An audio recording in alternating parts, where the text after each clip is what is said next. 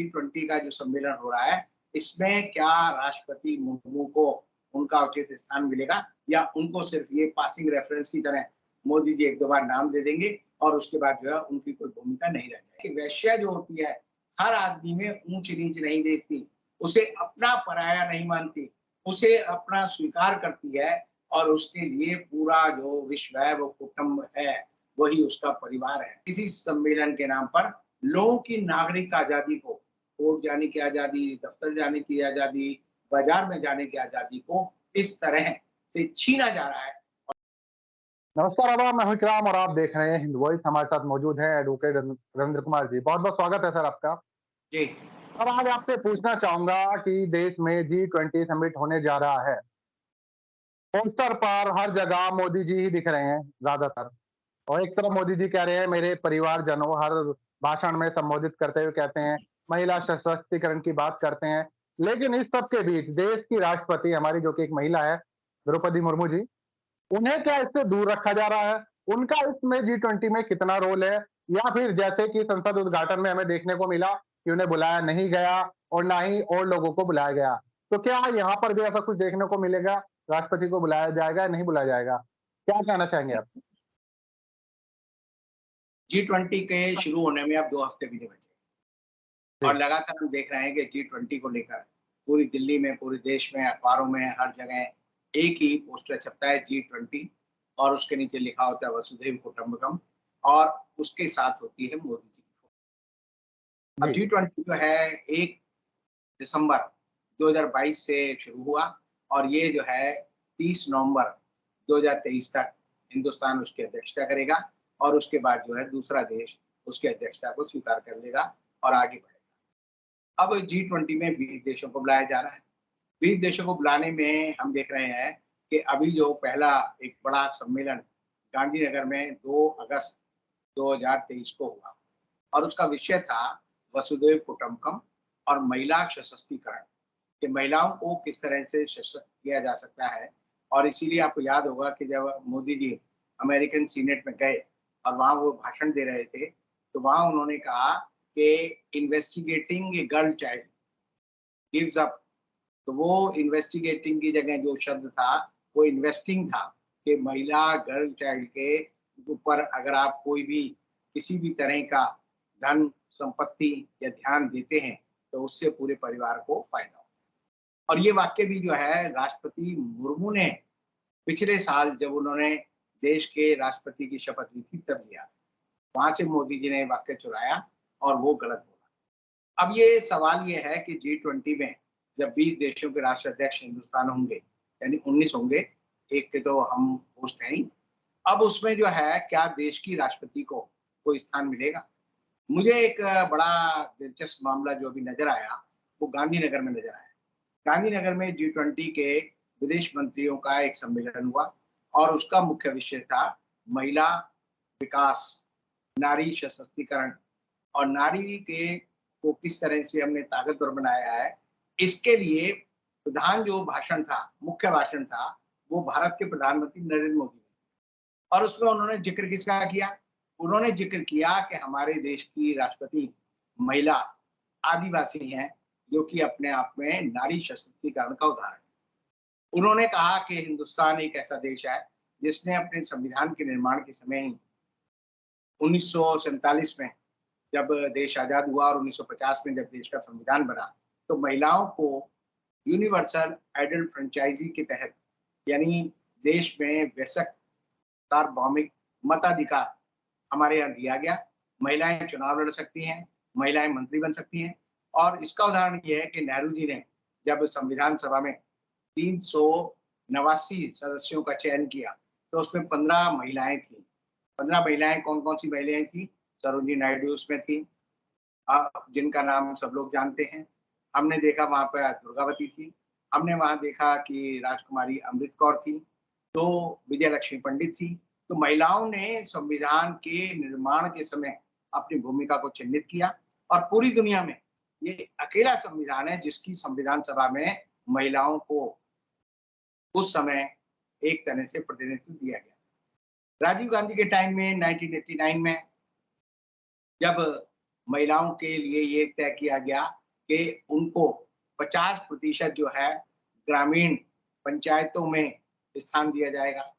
और बाद में 92 में जब नरसिम्हा राव की सरकार थी, तब 73वां संविधान संशोधन बिल लाया गया, जिसमें तय किया गया कि महिलाओं को हर नगर पालिका में, नगर परिषद में, जिला परिषद में 50% स्थान दिया जाएगा।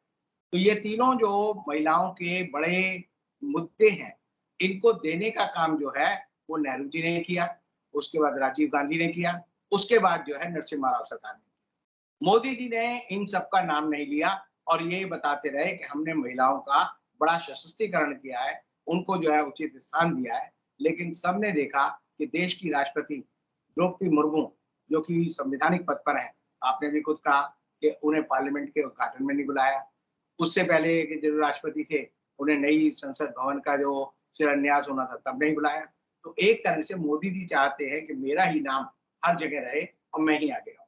तो मुझे लगता है कि जो G20 का जो सम्मेलन हो रहा है, इसमें क्या राष्ट्रपति मुर्मू को उनका उचित स्थान मिलेगा, या उनको सिर्फ ये पासिंग रेफरेंस की तरह मोदी जी एक दो बार नाम दे देंगे और उसके बाद जो है उनकी कोई भूमिका नहीं रह जाएगी। तो ये अपने आप में उपहासजनक है कि महिला सशक्तिकरण के प्रोग्राम में भी महिला राष्ट्रपति होते हुए भी, आदिवासी राष्ट्रपति होते हुए भी उसको नहीं बुलाना, एक तरह से महिलाओं के सशक्तिकरण का, उनको जो है पूरी तरह से एम्पावर करने का मजाक है, उसके अलावा कुछ नहीं। अब एक दूसरी और बात है, आप देखिए पूरी दुनिया में 193 देश जो हैं इस समय यूएनओ के सदस्य हैं। हर साल अक्टूबर में यूएनओ का एक वार्षिक सम्मेलन होता है, न्यूयॉर्क में होता है। 1945 में जब 22 अक्टूबर 1945 को जब यूएनओ की स्थापना की गई थी, तब से ये सम्मेलन हो रहा है। आप देखिए 145 देशों के राष्ट्राध्यक्ष अमेरिका की राजधानी में नहीं, बल्कि अमेरिका के सबसे व्यावसायिक केंद्र जो है न्यूयॉर्क में इकट्ठे होते हैं, यूएनओ के सेशन में जाते हैं और वहाँ कोई हबड़-तबड़ नहीं होती। वहाँ कोई ऐसा नहीं कहा जाता सार्वजनिक छुट्टी है। वहाँ कभी नहीं कहा जाता कि पुलिस की नई व्यवस्था होगी, किसी आदमी को न्यूयॉर्क में नहीं घुसने दिया जाएगा। यानी देखिए हमारे यहाँ उसके कितने प्रतिशत, 10% लोग भी मुश्किल से आ रहे हैं और 10% लोगों के लिए ये हल्ला मचाया जा रहा है कि 8, 9, 10 तारीख को जो विदेशी आएंगे वो किसी भारतीय से न मिल सके और ना कोई भारतीय उनसे मिल सके। यानी एक तरह से कर्फ्यू की व्यवस्था पूरे देश में होगी, दिल्ली में होगी और जहाँ ये प्रतिनिधि जाएंगे वहाँ बाजार बंद होंगे, रेस्टोरेंट बंद होंगे, दुकानें खरीदारी की वो बंद होंगी। सब लोग अपनी पत्नी के साथ आ रहे हैं। बहुत सारे लोग मोदी जी को छोड़कर तो बाकी सबकी पत्नियां आई, तो जो सारे लोग आ रहे हैं उनकी पत्नियां जो है वो कहाँ खरीदारी करेंगी, किससे मिलेंगी, किससे इंटरेक्शन करेंगी। तो एक तरह से देश को, दिल्ली को एक तरह से छावनी में बदला जा रहा है और ये छावनी में बदलकर हम ये दिखा रहे हैं कि हम सबसे बड़े लोकतंत्र हैं, जो कि मेरा मानना है कि आम आदमी, जो कि हिंदुस्तान का सबसे बड़े पद पर, नागरिकता जो है सबसे बड़ा कार्यालय होता है किसी भी देश के निवासियों का, तो नागरिकों को इस तरह से बीच में दूर रखकर जिस तरह से सम्मान ये सम्मेलन किया जा रहा है, जिस तरह से लोगों का असम्मान किया जा रहा है, उसमें हम ही लोग शामिल नहीं है, राष्ट्रपति भी शामिल है। राष्ट्रपति के भी आने जाने पर रोक रहेगी, राष्ट्रपति को, उपराष्ट्रपति को भी किसी से नहीं मिलने दिया जाएगा। तो एक तरह से मोदी जी का ये शो है और मोदी जी से व्यक्तिगत शो बनाना चाहते हैं। अब मैं आता हूँ कि मोदी जी अचानक जो है, आपने देखा होगा 15 अगस्त से मेरे प्रिय परिवारजनों, ये शब्द बार-बार बोल रहे हैं। परिवारजनों क्यों बोल रहे हैं? क्योंकि जो इस G20 की थीम रखी गई है, वो रखी गई है कि वसुधैव कुटुंबकम।